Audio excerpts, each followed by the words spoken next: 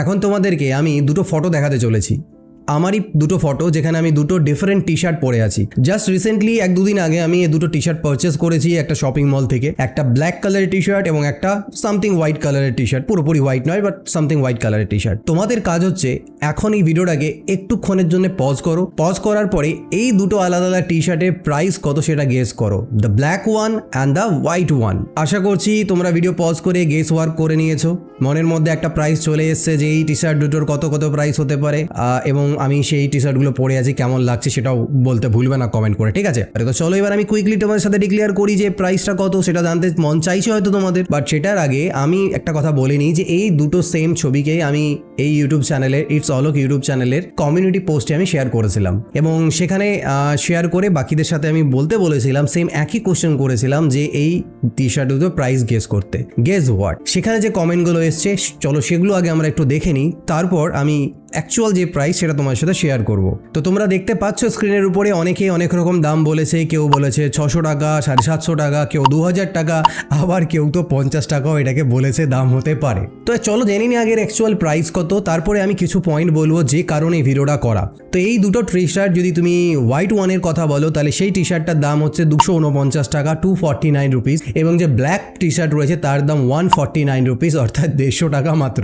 দেখো various zone, অনেকে এখানে কমেন্ট করেছে, অনেকের থিঙ্কিং বা থট প্রসেসটা আলাদা রকম করে। তো এই ভিডিওটা করার এটাই উদ্দেশ্য যে আমি কিছু জিনিস এখান থেকে রিয়ালাইজ করতে পেরেছি এবং আমার মনে হলো সেটা তোমাদের সাথে শেয়ার করা উচিত। আমরা একটা মানুষকে, যে সেই মানুষটা কি পরে আছে, বা সেটা কোনো ড্রেস হতে পারে, সেটা কোনো ঘড়ি হতে পারে, সেটা কোনো শু হতে পারে, আমরা ম্যাক্সিমাম ক্ষেত্রে জাজ করে থাকি সেই মানুষটার কারেন্ট সিচুয়েশন অনুযায়ী, যে সেই পার্সন যাকে দেখে আমি সেটা জাজ করছি যে এই প্রাইস কত, সেটা তার স্ট্যান্ডার্ড বা সে কোন জায়গায় রয়েছে লাইফে, কোন পজিশনে রয়েছে তার উপর ক্ষেত্রে ম্যাক্সিমাম ক্ষেত্রে, অল টাইম না হলেও ম্যাক্সিমাম আমরা এটাই জাজ করে থাকি। যেমন আমাকে যারা হয়তো জানো বা চেনে, যারা কমেন্ট করেছে তার মধ্যে অনেকে হয়তো ভেবেছে যে মোটামুটি একটা জায়গাতে রয়েছি লাইফে, একটা মোটামুটি ডিসেন্ট ইনকাম অফ আর্ন করি, তো সেই কারণে চিপ আমি 40-50 টাকার তো নিশ্চয়ই পরবো না, ঠিক আছে?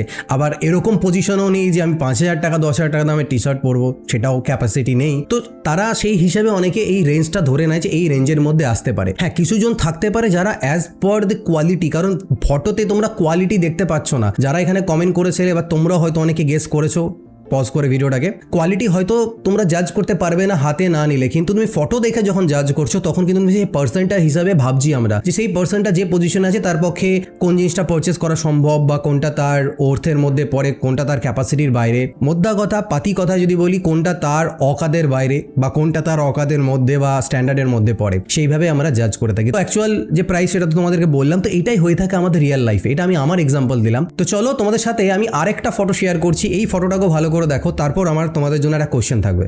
তো আশা করি তোমরা স্ক্রিনের উপরে যে ফটোটা এসেছে তোমরা দেখতে পাচ্ছ। কি দেখতে পেলে? তোমাদের জন্য আমার যে কোশ্চেন, সেই কোশ্চেনটা হচ্ছে যে এই যে সামনে পার্সনটা দাঁড়িয়েছিল, যারই সামনে যে পার্সনটা দাঁড়িয়েছিল, সে যে টি শার্টটা পরে আছে সেই টি শার্টের ব্র্যান্ডের নাম কি? কোন ব্র্যান্ডের টি শার্ট সে পরে আছে? সেই টি শার্টের উপরে কি লেখা ছিল সেটা তোমাকে বলতে হবে। অনেকে হয়তো গেস করতে পেরেছো বাট ম্যাক্সিমাম জন কিন্তু গেস করোনি। এবার বলো তো দেখি তার পেছনে যে গাড়িটা দাঁড়িয়েছিল, যে গাড়ির পাশে দাঁড়িয়ে সে ফটোটা তুলেছে, সেই গাড়ির ব্র্যান্ড কি? সেই গাড়িটার নাম কি?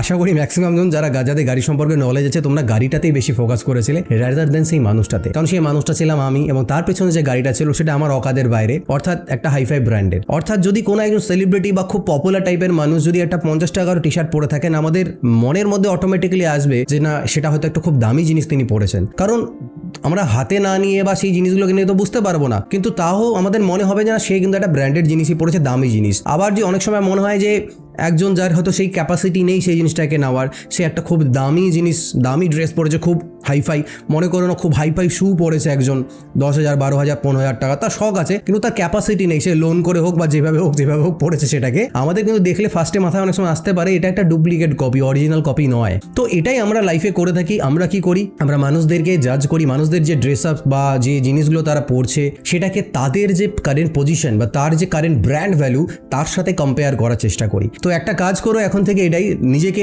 একটা টার্গেট সেট করো বা মনের মধ্যে ঢুকিয়ে নাও যে আমি এমন একটা জায়গায় নিজেকে নিয়ে যাব যেখানে আমি কি পড়ছি, আমি কি খাচ্ছি, আমি কি জিনিস কিনছি, সেই জিনিসটার ভ্যালুকে দেখে আমার ভ্যালুকে জাজ করা হবে না বা আমার ভ্যালুকে যাচাই করা হবে না। আমার কি কারেন্ট ভ্যালু, আমার কি কারেন্ট পজিশন, সেই হিসেবে আমি যে জিনিসগুলো ইউজ করছি বা আমি যে ড্রেস পরছি সেটার ভ্যালুকে যাচাই করা হবে।